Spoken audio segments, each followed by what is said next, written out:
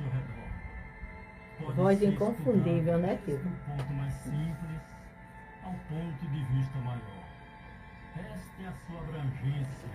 Pode ser visto como ciência, ético-moral, religioso ou filosófico, educacional e social.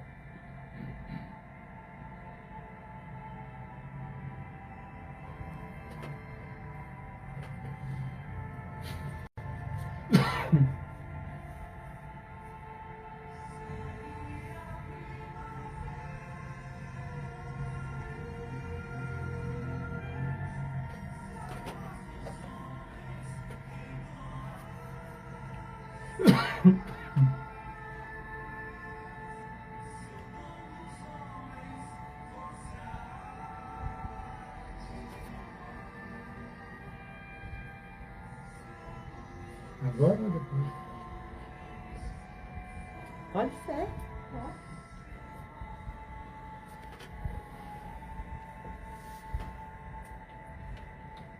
Queridos irmãos e irmãs em Cristo, paz e bem, nós estamos agora no ar com o programa Conhecer, o programa de filosofia espírita, mais de amor, paz e coração em Cristo Jesus.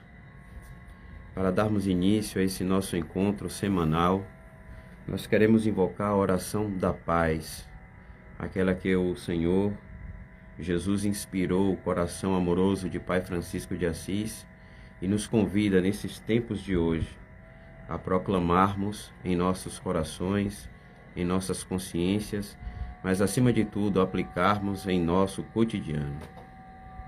Senhor, fazei-me instrumento de vossa paz. Onde houver ódio, que eu leve o amor.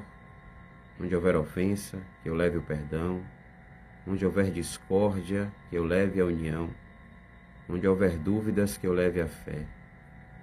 Onde houver erros, que eu leve a verdade. Onde houver desespero, que eu leve a esperança. Onde houver tristeza, que eu leve a alegria. Onde houver trevas, que eu leve a luz. Ó Mestre, fazei que eu procure mais consolar do que ser consolado, compreender que ser compreendido, amar do que ser amado. Pois é dando que se recebe, é perdoando que se é perdoado, e é morrendo que se vive para a vida eterna. Amém.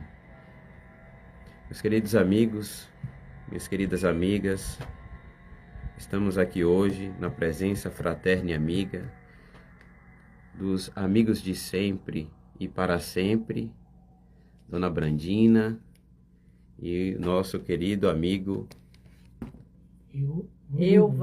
Euvanildo. Olha ele aqui, é o nosso personal produtor. Abro a palavra a vocês para darmos início a esse nosso encontro semanal. Boa noite a todos, mais uma vez. Estamos aqui, unidos e reunidos ao trabalho do Cristo. Que Jesus seja conosco sempre e que possamos ter uma noite proveitosa nos ensinamentos do nosso Mestre Jesus. Que Jesus nos abençoe agora e sempre. Mais uma vez, uma semana terminando, e outra começando, né? Agradecer a todos que estão do outro lado da linha nos ouvindo, né? Especialmente Dona Gelmélia, que com certeza está com seu banquinho aí fazendo seu cafezinho e ouvindo o nosso programa. Seu Oliveira Galvão e todos aqueles que prestigiam o nosso programa. Uma boa noite a todos. Pois bem, o tema que nós vamos trabalhar na noite de hoje, meus queridos, é um tema da atualidade. Nós iremos estar aqui conversando um pouco sobre os conflitos que estão ocorrendo na nossa sociedade e no mundo afora. Nós iremos também tratar desses conflitos do ponto de vista reencarnatório e nós também vamos tratar aqui um pouco sobre o papel da mediunidade no meio dessa tempestade como um todo. Mas, sem sombra de dúvidas, a gente vai sempre puxar a nossa sardinha um pouco para onde nos deixa mais confortável. Então, como texto basilar para esse nosso encontro, nós gostaríamos de trazer o Evangelho de Mateus, capítulo 24, versículos de 6 e 7, que vai nos dizer especificamente o que está ocorrendo nos dias de hoje. Olha, que beleza!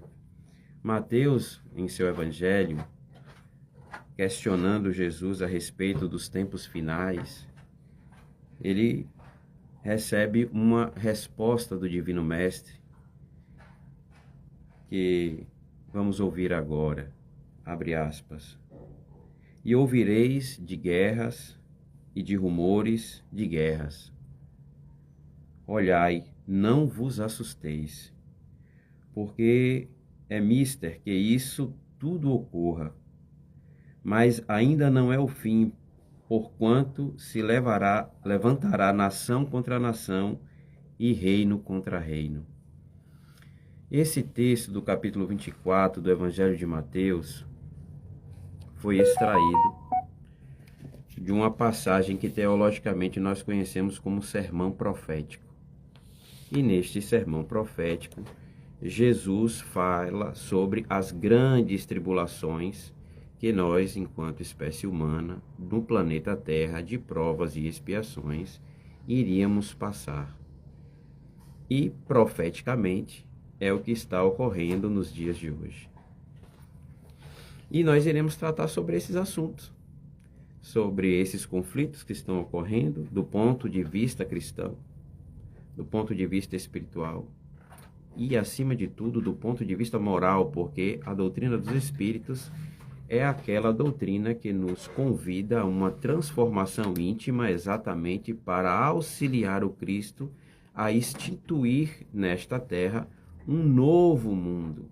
E este mundo é um mundo regenerado, onde a justiça, o amor e a caridade serão as bases de relacionamento entre os povos, serão as bases psíquicas do povo que herdar esta terra regenerada. Mas, como é de costume, neste querido episódio que nós estaremos aqui hoje traçando, a nossa irmã Brandina começa esses trabalhos e traz para a gente um texto de abertura e suas reflexões. E é exatamente com ela que nós iremos hoje tratar eu trouxe nesse instante. O nosso livrinho, Divina Presença. Não é um livro assim muito conhecido. É um livro de Elzio Ferreira, que tem alguns comentários mediúnicos de João da Cruz. Então, eu escolhi para a nossa reflexão o texto Entrega. Entrega.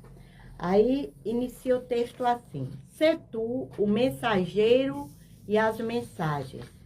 É um cântico espiritual de João da Cruz. Aí, João da Cruz, nesse texto, ele vai dizer assim. Alguém pode informá-lo sobre o sol, a chuva, o mar, o rio e os ventos, mas você só os conhecerá quando entrar em contato direto com cada um deles. Poderá travar algum conhecimento sobre eles com professores e livros, mas coisa alguma substituirá a experiência direta. Não pense que com o divino possa ser diferente. Quando a gente diz assim, para conhecer o mar, a gente ouve falar do mar. Mas uma coisa é você ouvir falar, é você ver a figura. E é diferentemente de quando a gente vai, conhece o mar pessoalmente, aquela vivência daquelas ondas, daquela água. Então, não é diferente com Deus, da nossa experiência com o divino.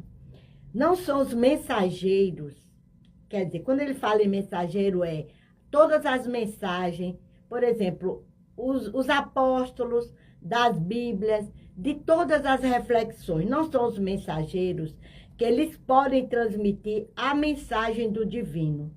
Tudo quanto eles podem fazer é orientá-lo para que possa encurtar as distâncias, diminuir desvios, ativar o discernimento.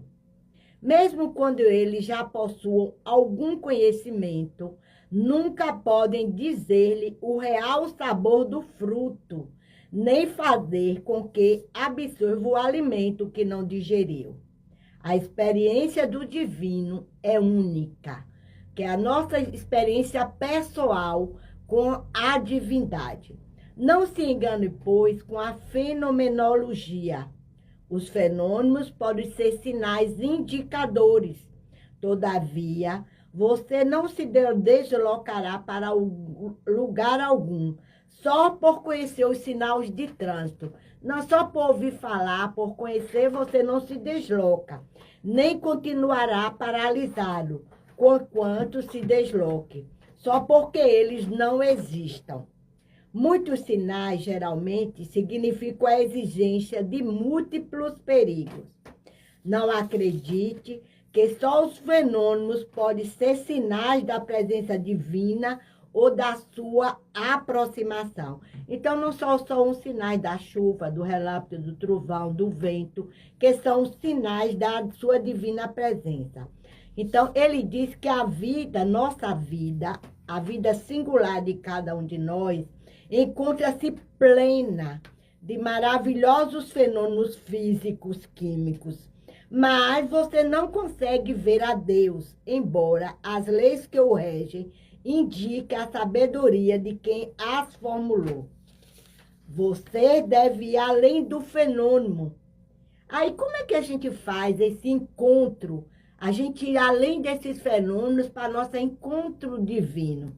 Vá para o silêncio de si mesmo, na obra de transformação, se quer marcar o encontro. É como o Silvio iniciou falando do nosso autoconhecimento, da gente se conhecer. É aquilo que Joana de Ângeles, ela sempre nos diz, que tudo está dentro de nós. É o autoeducar-se, para que a gente tenha esse contato com o divino que está em nós. Ninguém pode conceber o divino se apenas recebe mensagem de intermediário. Se alguém só ouviu falar aí sobre Deus, isso não vai me conceber essa existência em mim. Os estafetas não são o Senhor e as cartas nunca podem traduzir a presença. Se você quer o encontro, não se contente com nada. Respeite tudo e a todos.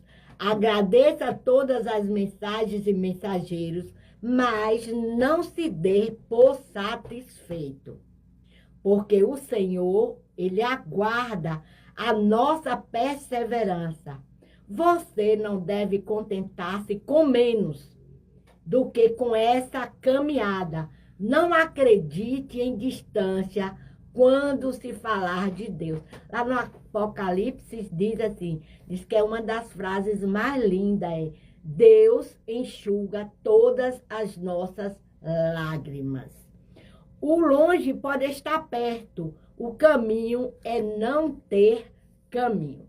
Você não pode dizer agora, mas se você não se contentar com mensagens e mensageiros, se você estiver pronto para aceitar todas as condições que são não ter qualquer condição e confiar, não poderá ir além das notícias que lhe trazem para viajar dentro do silêncio divino.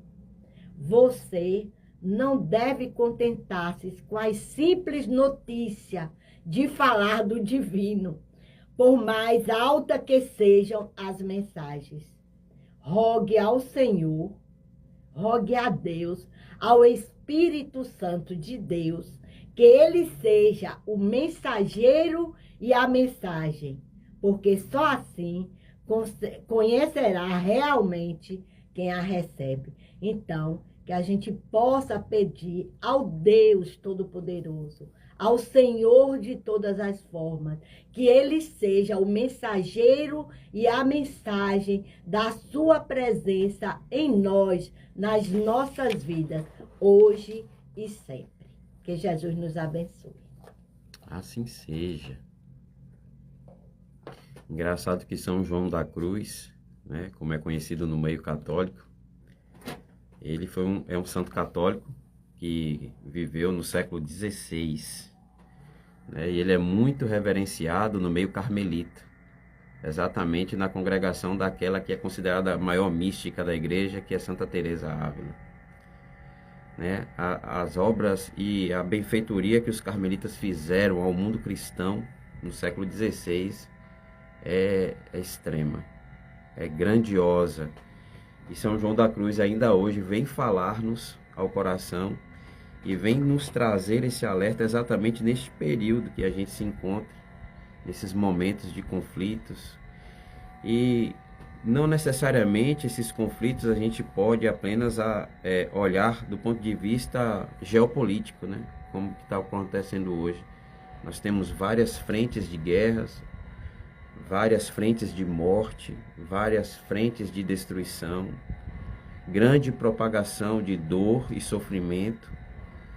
Mas o nosso olhar, e São João da Cruz, na sua austeridade e no seu texto que vem partilhar conosco no dia de hoje, vem exatamente nos convidar a uma busca de Deus interior, exatamente para nos dar forças e nos blindar e, acima de tudo, nos capacitar, né, na conquista e na construção mental de um homem, de uma mulher, de uma sociedade melhor.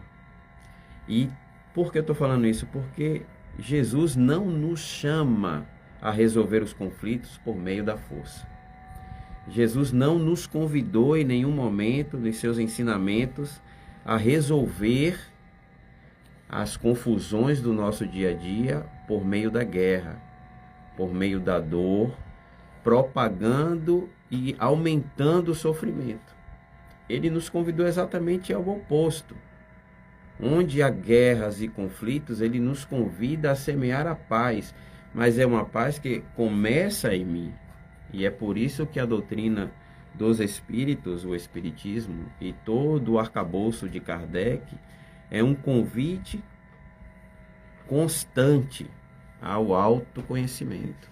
Porque somente uma consciência que se conhece, somente um ser humano que conhece os seus sentimentos, somente um ser humano que conhece as suas potencialidades, somente um ser humano que conhece a si mesmo é capaz de se relacionar com o seu Criador de forma plena e promulgar em sua vida e na vida daqueles que o cercam a paz, a justiça e a caridade que tanto pregamos. Esse é o nosso grande desafio. E Paulo de Tarso foi muito feliz em sua carta aos Coríntios, Brandina querida e meu amigo cameraman não, mas radioman. Foi muito feliz quando disse que no final dessa jornada nossa, 3 coisas ficariam: a fé, a esperança e a caridade. Mas ele disse que de todas 3, a caridade seria a maior de todas, porque a caridade, meus amados irmãos e irmãs, a caridade é a expressão máxima daquilo para a qual nós fomos criados, daquilo para a qual nós fomos gerados, daquilo para a qual nós fomos enviados. É o amor, é a expressão máxima desse sentimento. E aí, Brandina, minha querida, para eu não ficar num monólogo... Dentro dessa mensagem, então, eu aprendi que a vida, ela não é medida pelo tempo, não é? Não é pelo tempo que a gente fica, mas pela luz que a gente deixa.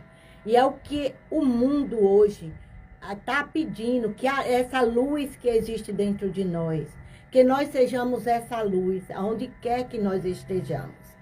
Tem dias que tudo, né? Tem dias, não só na minha vida, mas na vida, eu acho que da humanidade inteira. Tem dias que parece não passar do teto. Nossos pedidos, nossas orações, as nossas súplicas, parece que assim, existe um silêncio que parece que não passa do teto. E esse silêncio às vezes pesa, que a gente diz assim, meu Deus, será que eu estou orando, eu estou pedindo? Mas muitas das vezes, aí eu fiquei essa semana fazendo uma reflexão. Aí eu disse assim, às vezes a gente faz tantos pedidos, aí leva anos fazendo um pedido a Deus. E aquele pedido, muitas das vezes, não é atendido. E eu fiquei me questionando assim, por que Deus? Eu disse assim, Brandina, por que Deus, às vezes, ele não está atendendo aquele pedido que você está fazendo? O que ele quer falar, muitas das vezes, com a gente, que a gente não faz esse silêncio interior para saber o que é que o Senhor quer de mim, o que é que o Senhor espera de mim. Então, às vezes, a dúvida naquela assim, acabou, a gente acha que tudo acabou, mas a fé não é sentir, não é só sentir, é o quê? É permanecer, é a gente permanecer, porque enquanto houver fôlego, enquanto houver vida, nós temos a esperança de dias melhores e de vidas melhores, né, no nosso planeta. A gente sabe que hoje tem muitos irmãos nossos que estão distraídos, estão dormindo, estão indiferentes à mensagem do nosso Mestre Jesus. Mas enquanto houver vida, e eu não vejo mais, eu creio, eu não sinto isso, eu confio. Eu sei que uma noite é longa, mas eu sei também que o sol ainda vai nascer, que amanhã é o outro dia. Hoje, quando a gente estava conversando, quando o Silvio chegou, eu disse assim, ó, Silvio, e de repente acontece alguma coisa. É como se em um minuto que a gente sabe que Deus, ele é poderoso. Ele é o Senhor de todas as coisas. Então, de repente, pode haver uma mudança. Quando tudo diz, desista, não tem jeito. Aí tua voz, a voz do Cristo, a palavra do Cristo, essa mensagem agora mesmo diz, te entregue, se confie em Deus, busque Deus, vá ao encontro de Deus, permanece. Eu escolho crer, eu escolho confiar de que tudo vai mudar diante do amor de Jesus por cada um de nós. Então, é fé e esperança unida à caridade e a todos esses sentimentos. Como Joana, ela nos convida a nos educar-se. E o que é educar-se? É trazer aquilo que está dentro de nós para que a gente possa trabalhar em benefício próprio e dos nossos irmãos. Meus queridos amigos, Brandina toca fundo aos nossos corações por meio da sua eloquência, por meio do seu conhecimento. Queria mandar um salve especial ao seu Roque, que está aqui nos acompanhando pelo Instagram. Um salve muito especial também à nossa querida Sueli e à nossa querida Elisete Santos. Forte abraço, obrigado pela sua presença. E obrigado a todos vocês que ainda estão aí e que ainda não sinalizaram para a gente, mas que temos a certeza de que nos acompanha e também faz a sua parte nesta institucionalização da Nova Jerusalém que bate a nossa porta. É isso mesmo. Jesus, como diz os nossos irmãos evangélicos, está à nossa porta e nos convida a construir um novo tempo. Esse tempo onde o bem, o amor e a caridade serão as pedras fundamentais da nova sociedade. Mas, Brandina, me diz uma coisa, como você enxerga essa questão da reencarnação em meio a este momento histórico que a gente está aqui vivenciando? Que tipo de correlação você poderia fazer, ou você poderia nos colocar? O que é que você acha a respeito disso? A reencarnação é o conceito de que a alma ou consciência, ela renasce em um novo corpo físico após a morte. Então, nós estamos vendo e qual é o objetivo principal da reencarnação. Qual é o objetivo? A evolução espiritual e o aprendizado através das sucessivas existências. Nós sabemos, e a doutrina espírita nos diz, que nós estamos aqui de outras vidas, de outras existências. Estudos, relatos de memórias. Então, tem muitos estudos de vidas passadas, de relato, né, quando faz o estudo, especialmente em criança, ou marcas de nascença, que nos relata, né, da existência da reencarnação.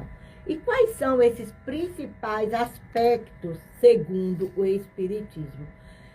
Primeiro, o propósito é a evolução, que é o aprendizado, resgate das nossas ações pesadas e desenvolvimento dessas virtudes que está em nós. Pode ser virtudes e também que está em nós, são os vícios que também está em nós, o orgulho, o egoísmo, a raiva, a mágoa. Então, existem vários tipos de reencarnação, segundo a nossa doutrina espírita, que são aquelas que são compulsórias, que são impostas devido a graves faltas ou necessidade da expiação, e as propostas que é planejada com base no livre-arbítrio para o aprendizado de cada um de nós. E tem aquelas também que são as reencarnações missionárias, que são escolhidas por espíritos elevados para as missões específicas, digamos, Chico Xavier, Divaldo Franco, Irmã Dulce. Então, eles teve reencarnações missionárias. E quais são, assim, sinais de evidências quando a gente fala em reencarnação? Que são marcas de nascença, fobias inexplicáveis, memórias espontâneas de criança. Então, Silvio, hoje a gente vê, assim, como é que a gente pode falar? Espíritos de toda a natureza, que a gente está vendo o trabalho da espiritualidade para que a gente possa conduzir essa gama de espíritos que está chegando aí, sem esse propósito ainda da elevação superior. Porque o que é que nos faz distanciar da nossa elevação, da nossa chegada até esse divino? O materialismo. Então, hoje, ainda não está a preocupação maior da nossa humanidade, não é o ser essência, não é o ser como essência, como espírito imortal que somos. Então, ainda está o existir como pessoa. Aí eu hoje me preocupo com a casa que eu tenho, com o carro que eu tenho, porque o carro é meu, a casa é minha, mas esquecidos, ou às vezes, eu acredito, e que muitos de nós não têm essa consciência de que tudo é transitório. Eu sempre digo assim, já pensou se o ser humano tivesse consciência que todos nós um dia vamos reencarnar, que maneira a gente poderia dar na nossa existência? Porque muitos de nós estão vivendo sem ter essa consciência de que de repente não vai estar mais aqui. Que de repente a irmã morte, a nossa querida irmã morte, ela vai nos abraçar. E o que é que nós vamos levar? Nós vamos levar as nossas virtudes, aquelas que a gente conseguiu desenvolver, porque é nosso objetivo aqui, como espíritos encarnados, desenvolver a nossa capacidade de amor, porque nós temos que desenvolver o quê? A amorosidade. O amor, porque o amor é a cura. O amor é a cura. Quando será que todos nós vamos ter a consciência de que nós precisamos amar? Eu lembro sempre, quando eu penso nisso, quando Jesus ele disse, amar a Deus sobre todas as coisas e ao próximo como a si mesmo. Mas ele lá em João, lá, na hora que ele estava junto com os apóstolos, ele disse, mas eu vos deixo um outro mandamento. Amai-vos uns aos outros. Então, Silvio, Quando Jesus, ele diz assim, amai-vos uns aos outros. Ele está nos convidando. Por exemplo, nós três aqui agora, encarnados, nós três. Ele está dizendo, Brandina, ame Silvio. Silvio, ame eu, Vanildo. E que a gente se ajude mutuamente. Então é isso que o nosso Cristo espera. Que não é só amar a Deus sobre todas as coisas e ao próximo, mas amai-vos uns aos outros. Aonde nós estivermos, na escola, na casa espírita, no trabalho, na rua, em qualquer lugar, a gente possa colocar em prática esse sentimento de amorosidade para engrandecimento da nossa evolução. Porque nós viemos do átomo e vamos ao arcanjo. Então é isso que o Cristo espera de nós, como espíritos reencarnados nesses corpos, que nós amemos uns aos outros. Manda ver, meu amigo. Eu achei bastante interessante o que o Brandina estava falando. E essa semana, eu vi alguns vídeos na internet, né? Eu vi uma fábulazinha que configura bem com o que ela falou, né? Que é o fazendeiro e a dona da fazenda e os animais. Ela preocupada com o livre acesso do rato em sua fazenda, ela procurou comprar uma ratoeira para que o rato fosse eliminado. Comprou a ratoeira, armou, o rato viu. O rato, preocupado com a ratoeira e com os outros animais que habitavam na fazenda, avisou para a galinha que a dona da fazenda tinha colocado uma ratoeira. A galinha olhou para o rato e falou: ratoeira não é problema meu, é com você. O rato ouviu, correu para o porco. Seu porco, cuidado, tem uma ratoeira. Rato? Ratoeira para mim não, é para você. O rato aí desanimou. Chegou para o boi e falou: seu boi, a ratoeira está armada, cuidado. O boi: ratoeira para mim? Não. O rato ficou despreocupado. Chega a noite, a ratoeira dispara. Expectativa total na fazenda. A dona da fazenda se levanta e vai ver, peguei aquele rato. No escuro, ela se descuida e põe a mão na ratoeira. Quem está lá presa à ratoeira? Uma cobra. Porém, a cobra não recebeu o aviso. Foi pega pelo rabo e a dona da fazenda foi pegar a ratoeira. A cobra a picou. O que aconteceu? Chama o médico para poder dar socorro à dona da fazenda. A dona da fazenda não melhora. Para quem está doente, o que é que necessita? Um bom caldo de galinha. Mata-se a galinha. A dona da fazenda não se recupera. Chama os parentes para poder fazer a visita.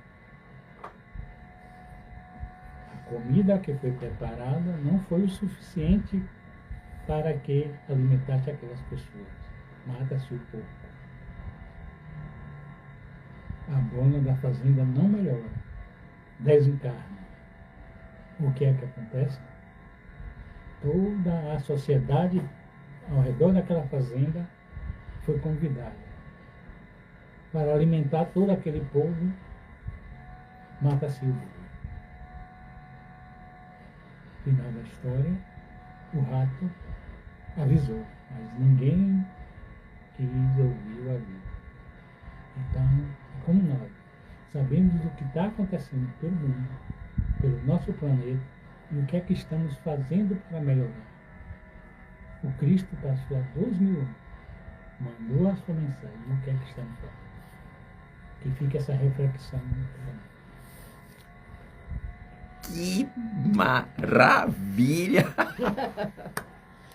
Meu Deus do céu! Percebam, meus amigos, como as coisas estão entrelaçadas. A sua vida não é apenas a sua vida. O seu pensamento não impacta somente na sua jornada. E os seus atos, ou as suas ações, também não reverberam apenas em você mesmo.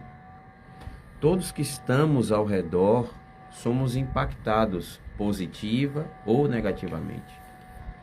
É por isso a necessidade de estarmos vigilantes, com a escuta bem aprimorada, exatamente para que não ocorra o desenlace coletivo de uma sociedade, como foi o caso da Fazenda. E é por isso que a gente trouxe como base o texto do sermão profético de Mateus 24. Exatamente por quê? Porque Jesus, ele alerta aquela sociedade sobre o que já havia de estar por vir, né? Eu vou fazer mais uma vez menção ao texto, que é para rememorar a nossa memória. Jesus, tendo saído do templo, estava partindo quando se aproximaram dele seus discípulos para lhe mostrar as edificações do templo. Em resposta, Jesus lhes disse: em verdade, não vedes tudo isso? Vos digo que não será deixado aqui pedra sobre pedra que não seja derrubada. Ao assentar-se no Monte das Oliveiras, aproximaram-se dele os discípulos, em particular dizendo: dize-nos quando serão essas coisas, e quando o sinal da tua vinda e da consumação da era? Em resposta, Jesus lhe disse: vede que ninguém vos engane, pois muitos virão em meu nome dizendo: sou o Cristo, e enganarão a muitos. E estareis na iminência de ouvir de guerras e relatos de guerra. Olhai, não vos alarmeis, pois é necessário acontecer essas coisas, mas ainda não é o fim. Pois se levantará nação contra nação, reino contra reino, haverá fomes e terremotos, e em todos os lugares. Todas essas coisas são o começo das dores de parto. E aqui eu dou uma pausa: dores de parto. O parto, ele é caracterizado pelas suas contrações. E as contrações, como bem sabemos, elas ocorrem de tempos em tempos. E aí é comum, quando a gente se depara com esse texto, nos perguntarmos, principalmente se a gente se dedica um pouco mais ao estudo das Escrituras: e esse fato que Jesus relatou aos apóstolos já ocorreu, está ocorrendo ou ainda irá acontecer? Teologicamente e escatologicamente, as pessoas que se debruçam sobre essas escrituras para estudar, elas dizem que aqui é uma dupla profecia.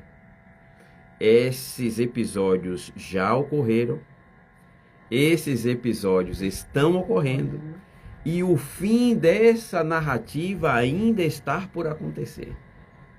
Exatamente porque no ano 70 depois de Cristo o templo caiu, foi ruído. Exatamente no ano 64, muitos cristãos foram perseguidos, martirizados pelo governo romano. Muitas guerras foram travadas naqueles 3 primeiros séculos do cristianismo primitivo. Na era moderna, muito sangue ainda rola sobre a terra, muitas dores, muitas fomes, muitos terremotos, muito tudo ainda acontece. As pessoas que estudam esse texto, elas geralmente estudam na perspectiva exatamente de entender. Elas já não têm a dúvida de que vai acontecer. Elas querem entender como vamos mitigar essas dores, exatamente para se cumprir o conselho que Jesus nos deu aqui. Muitos virão em meu nome, prestem atenção, não dê ouvidos a eles. Né? Isso são apenas os prenúncios do fim dos tempos. Então, como as dores de parto, elas ocorrem de tempos em tempos, e é exatamente uma dessas contrações em nós, do movimento espírita, e muitos espiritualistas que comungam da mesma teoria, da mesma filosofia de vida, enxergam que talvez essa seja a contração final. A contração que vai nos, de fato, colocar em um novo patamar. Porque, muito embora, muito bem colocado por Brandina na sua reflexão sobre a reencarnação, muito embora o materialismo se apresenta com muita força como outrora, isso só nos dá material para exatamente afirmar o processo reencarnatório. O mesmo processo reencarnatório das primeiras dores do parto. Ou seja, como bem nos colocou o nosso amigo Euvanildo. Como bem nos colocou o nosso amigo Euvanildo, há 2000 anos a mensagem nos foi dada. Há 2000 anos essa mensagem nos foi semeada em nossas consciências. A mensagem do Cristo foi semeada em nossos corações. E há 2000 anos nós estamos tentando manter esta planta viva em nós. O fato é que de tempos em tempos, os nossos períodos probatórios são de começo, meio e fim. E um novo tempo nos conclama novamente a startarmos estes momentos probatórios. E assim ocorre com todos os espíritos que neste planeta estão ancorados. Então, neste momento agora, desses inúmeros conflitos, dessas inúmeras mazelas, isso só nos mostra que nós que ainda aqui estamos, precisamos de fato fazer a guinada final. Porque, segundo a profecia de Mateus 24, essa dor de parto nos parece ser uma das últimas. E quão é precioso estar aqui nesse momento, e quão é precioso estarmos debatendo sobre esses assuntos neste momento histórico. Porque nunca houve tanta liberdade para se falar de reencarnação, nunca houve tanta liberdade para se falar de plano espiritual, nunca houve tanta liberdade para interagir enquanto pessoa, enquanto consciência, de você com você mesmo, e de você com a fonte criadora, que nós chamamos de Deus, chamamos de Pai, chamamos do que você quiser denominá-lo. Nunca houve tanta liberdade para isso e nunca dependeu somente de nós. Então, o convite que este programa faz àqueles que nos acompanham, àqueles que nos ouvem, o convite que a doutrina espírita faz à sociedade brasileira, esta nação cuja missão ainda não chegou no seu ápice, essa nação ainda cuja a sua missão está iniciando, essa pátria de fato do Evangelho, porque ele irá acolher a todos. E muitos desafios ainda não serão apresentados enquanto povo, exatamente por conta da nossa vocação ou da nossa missão enviada pelo próprio Cristo para cada um de nós, de caridade, de perdão, de amor, de unidade. Toda essa configuração atual e momentânea a qual nós estamos passando é de fato um convite, é de fato um passaporte que precisamos carimbar de acesso à Terra regenerada. A Terra regenerada não acontecerá da noite para o dia, como muitos esperam. A Terra regenerada é uma construção que não começou agora, começou há 2000 anos atrás, mas chega no seu ápice de virada agora.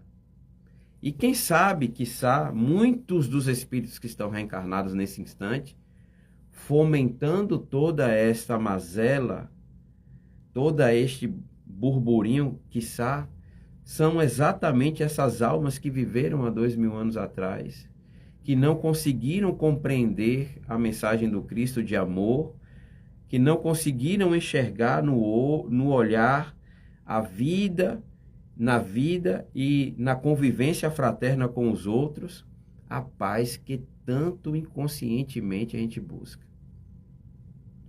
Então o Evangelho de Mateus é essa porta aberta, né?